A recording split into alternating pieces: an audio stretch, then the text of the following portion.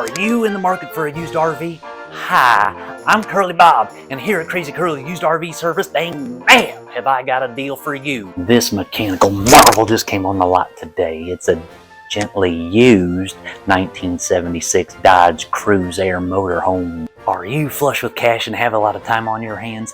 Do you want to go on a camping road trip sometime in the next 3 to 5 years? It comes completely furnished. Looking for a little rest and relaxation? This beauty comes with a slightly stained mattress and plush carpet. Do you have a cat? I'll throw in some kitty litter and food for the little fur ball. I know what you're thinking, Curly Bob. It's getting cold out there. Don't worry your little head. Your feet'll be 2 inches away from a blistering hot engine. It's like a hot foot forest. Oh. This gym even comes with a diaper changing station. And if you get here within an hour, I'll even throw in a free microwave lasagna and some random condiments. Dang nab! That's a good deal. So grab the Mr. or Mrs. and come on down to Crazy Curly's Used RV Center, where gently used means you only have to replace one of the 4 walls due to water damage. This recreational vehicle has everything you need to go on your camping adventures. It's got a huge gas-guzzling motor that drinks more than Uncle Lou on Easter Sunday. This deal won't last long, so get moving and bam!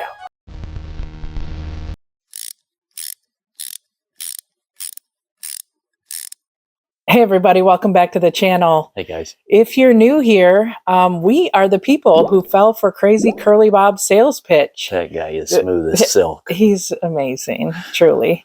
But yeah, we've spent about the last 6 months or so renovating a vintage RV, and people have asked along the way, like, how much is all of this costing? And so that's what this video is. We're going to break down into categories how much we spent in the renovation, and we actually still have some projects to go, which is probably the case for RV ownership in general. There's always something, but we'll give you where we were pretty much start to finish. And the goal is not to scare you away from doing a project like this. We've had a lot of fun, we've learned a lot of things, and we have a pretty sweet RV now to go camping with the family this summer.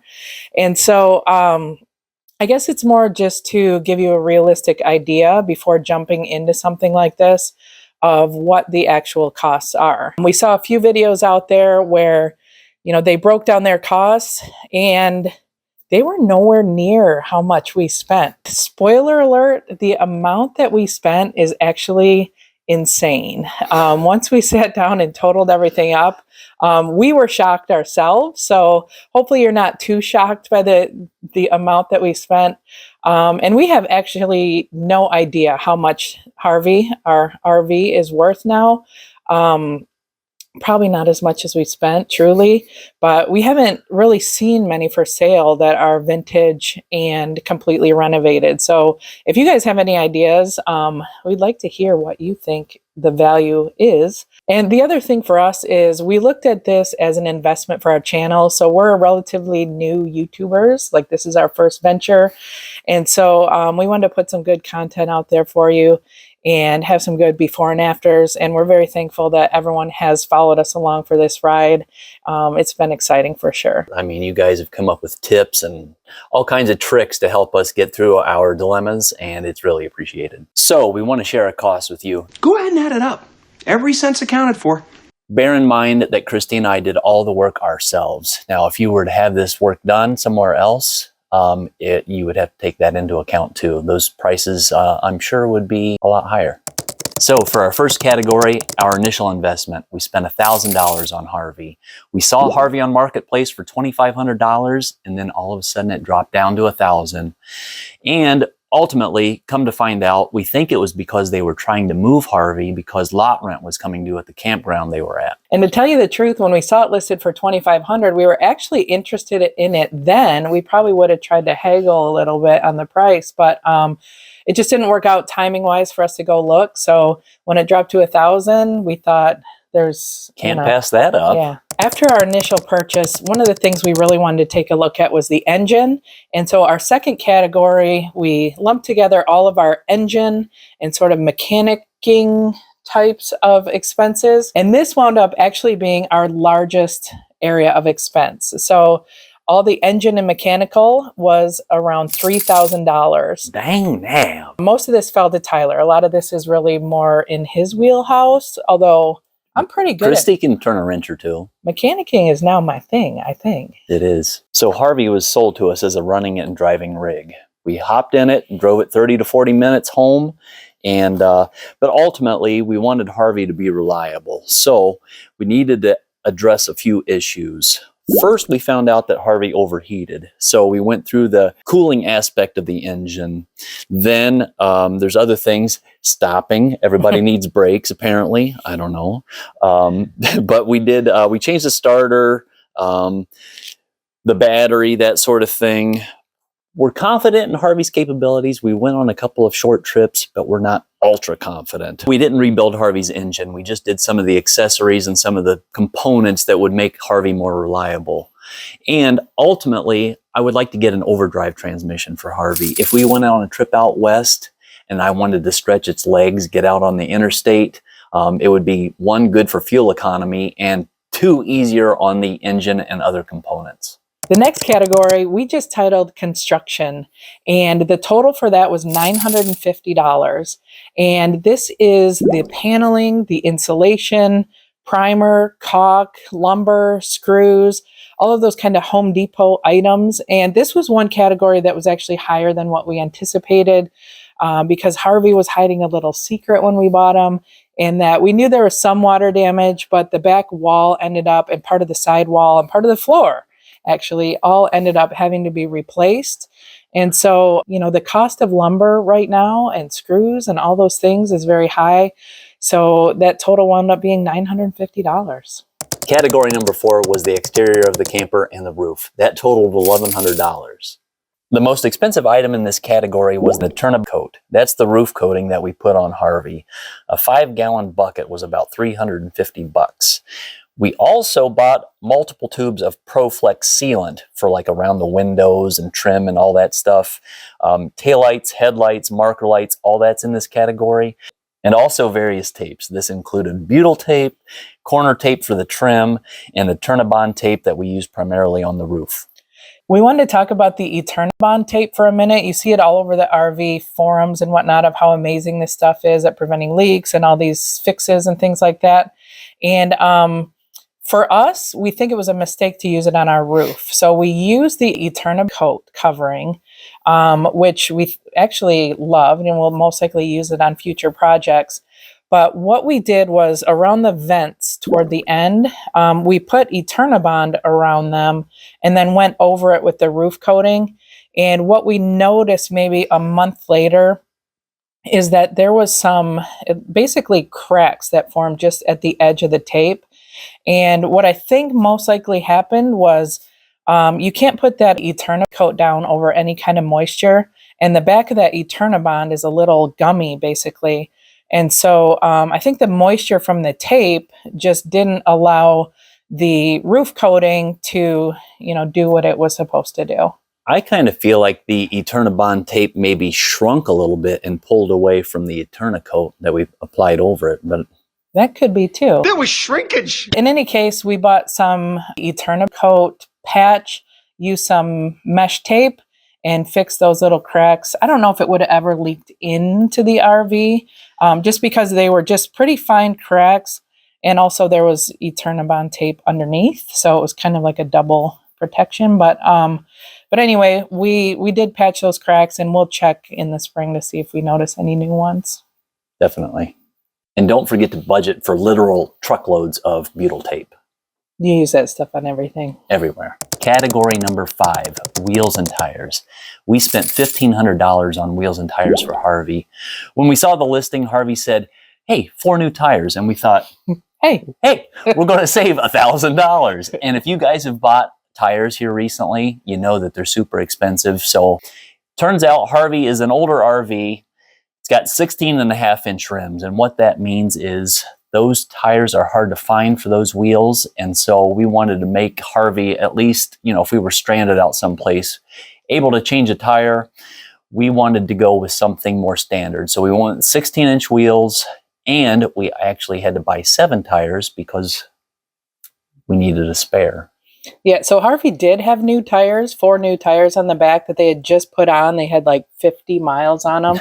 So we have those here. If anyone's in Michigan, Ohio, Seriously. Indiana, need some tires and wheels, 16 and a half, we got you. Right? The next category, we lumped together plumbing and electrical, and the total for that is $1,700.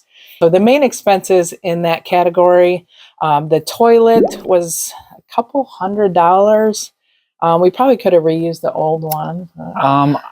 It's worth an investment in a new one. I spent some time up close and personal with the old one, and you don't want to go there. No. We bought a new kitchen sink and faucet. PEX, all the plumbing fittings are all very expensive. And then wiring. So we decided not to do propane in this, which meant more electrical. We also didn't do an inverter. So somewhere down the line, we might change our mind and add some of those things. But we did have the cost for a converter. And if you're not familiar with what I'm talking about, you can check out our video where we did the electrical. We broke it down a little bit for you. But basically, yeah, all new outlets and USB plugs and light fixtures and Fans. yeah, fans. All those things add up, and the total there was $1,700. Category number 7, furniture and decor. It was $2,700. This was actually the second highest category on our list. I was surprised by that number because, like, I don't even feel like we really decked it out. I mean, there's a lot of decorating that we still could do, and so the biggest expenses in that category, the couches were definitely one. The couches wound up costing $700, and we mentioned before, don't laugh, we bought them in an online auction. They wound up being like a perfect fit for Harvey, but I got into a little bit of a bidding war and paid more than what other couches were going for in this auction. But when you need two, you just kind of have to go with it once you've secured one, you know? I won't deny you that. New would have cost a lot more, but it still was more than we had hoped to spend. The cabinets were another big expense, and a lot of times in RVs, people will build their own cabinets using paneling and just some basic 2x3s or 2x2s. That definitely could have been a way to save money, but we went to the store and bought some cabinets, and that was $600.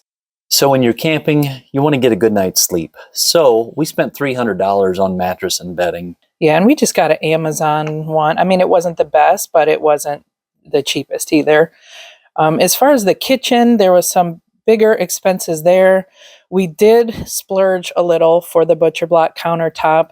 That piece of wood was $300. And then we also, I feel like we got a good deal on the cabinet that we use in the kitchen. It was actually a former bathroom vanity that we converted into our kitchen. And we got that used, and it was $150. The second to last category is, I have no idea. Interior paint. Okay. Interior/paint. And in this category, we spent $970. The main expense in this one was our luxury vinyl plank flooring. Have you ever found a deal that was too good to be true? We did. The flooring didn't work as advertised. It was supposed to be one of those click-in kind of floors, and ultimately it didn't work out that way. Well, I mean, it worked. We just struggled with it quite a bit to get them to lock. A couple pieces have unlocked since then. So long story short, you get what you pay for with the flooring, and we got one of the cheaper ones. And we learned a lesson. Other expenses here include the epoxy that we rolled on in the bathroom to save that surround. And that seems to work great. And so, time will tell with anything like that. But we think the bathroom turned out really well. We had to buy a ton of trim to go everywhere. And then we also put kill mat under the carpeting up front in the cab. And that's going to make a huge difference. We've already noticed a difference when driving. Definitely. I feel like that was a big difference maker. Yeah, so it cuts down on sound and the heat. But those were the main expenses in that category. And last but certainly not least, appliances. $1,900 is what we spent. And this is an area where we probably could have cut back. But once you're into it and everything's kind of new, like The AC unit probably worked. That was on the roof. The furnace worked-ish, and the fridge kind of worked, although it was cracked. Like, we could have kept some of those things.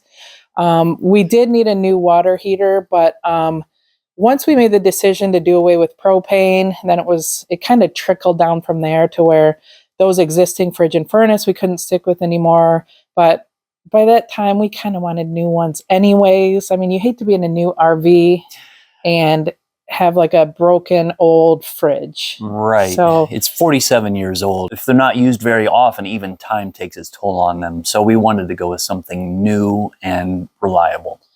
yeah, so our most expensive item in this category was the rooftop AC. We actually bought one that came with a heat pump, and so far we're really happy with it for both the AC and the heat that it provides. We went with an induction cooktop that dropped right into the countertop to be out of the way when we're trying to use the counter and need more counter space. We got a good deal on the fridge. It was kind of a scratch and dent number from Home Depot, but it fit well in that space with just a little modification. And then the water heater we went with was a residential, just a Bosch water heater that to winterize, you actually have to disconnect it and dump the water out. But other than that, it's been a good addition as well. If you add in all the other miscellaneous expenses, tarp, cover, smoke detectors, fire extinguishers, etc., brings us to a grand total of $15,800. Dang nab, dang nab, dang nab, dang nab, dang nab, dang nab, dang nab, dang nab, dang nab, dang nab, dang nab, dang nab, dang nab, dang nab, dang nab, dang nab, dang nab.